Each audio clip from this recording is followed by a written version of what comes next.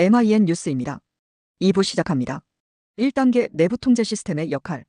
부정행위 조기에 발견해 피해 확산 방지.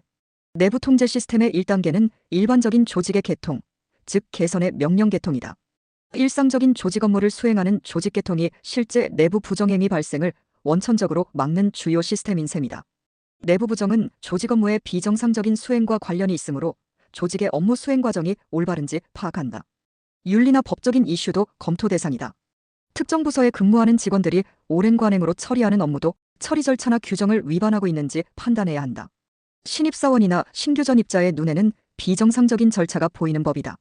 예를 들어 신입사원이 오랫동안 조직이 관행처럼 해오던 업무 처리가 규정 위반이라고 문제를 삼는다면 대리나 과장, 부장 등이 오픈마인드로 토론에 참여해야 한다. 즉 원활한 커뮤니케이션이 필요한데 현실은 그렇지 않다. 팀원 모두가 관행이니 그대로 따르라고 무성의하게 답변을 하거나 문제를 제기한 직원을 이상한 사람으로 취급하기도 한다. 일반적으로 조직은 동질적인 사고를 갖춘 사람이 모이는 것보다는 이질적인 사고를 하는 구성원이 많으면 발전한다.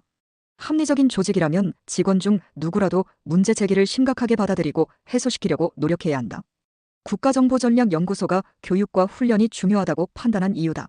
아무리 노력해도 문제 제기자가 이해하지 않는다면 다른 업무를 맡기거나 다른 팀으로 옮겨줘야 한다. 교육은 강압적으로 주입시키는 것이 아니라 수많은 의문점을 해소시켜주는데 집중해야 한다. 관행이나 부정행위를 보고 눈 감는 직원보다 의문을 갖는 직원이 조직에 도움이 된다는 것은 부인하기 어렵다. 2단계 내부 통제 시스템의 역할. 제보자 신분 보호와 공정하고 신속한 문제 해결. 2단계는 위에서 설명한 대로 조직의 개선 개통이 아니라 참모 조직으로 해당 문제가 옮겨간다. 즉 직원들의 부정행위 조치, 불만이나 소원 수리를 전담하는 감사실이다. 이런 조직은 개선 조직보다 좀 더 객관적인 입장에서 문제를 바라볼 수 있으며 회사에 미치는 영향을 종합적으로 판단해 해결책을 제시한다. 감사실은 편의상 내부와 외부로 구분하며 외부는 업무를 위탁받은 기관이다.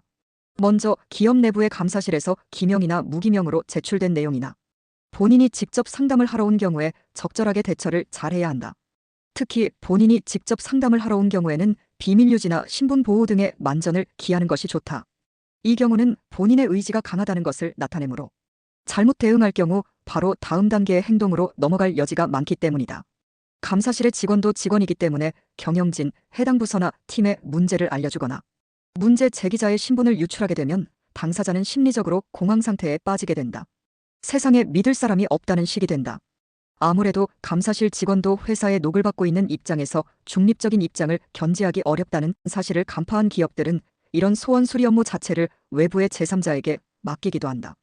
2008년 글로벌 금융위기 이후 미국, 서유럽 국가 등에서 금융기관의 내부 통제 시스템에 대한 개선 노력이 적지 않았다. 이 중에서도 눈여겨봐야 할 대목이 외부 감사실 확보다. 비정부기관인 시민단체, 법무법인, 회계법인 등이 대상이며 업무 위탁계약 형식으로 운영된다. 계약된 업체의 홈페이지 익명 제보 채널에 접속해 임의 정보로 회원 등록을 한 뒤 제보하면 된다.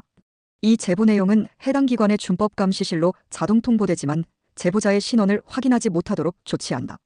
제보자는 회신 시스템을 통해 처리 결과를 알 수 있도록 한다. 금융기관 업무의 특성상 횡령 등 금융사고 움직임은 주위 동료가 가장 잘 파악할 수 있으므로 내부 고발 제도의 활성화로 부정행위를 예방하거나 축소시킬 수 있다. 3부에서 계속됩니다. 오늘도 즐겁고 행복한 하루 보내시기 바라며 구독과 좋아요 부탁드립니다.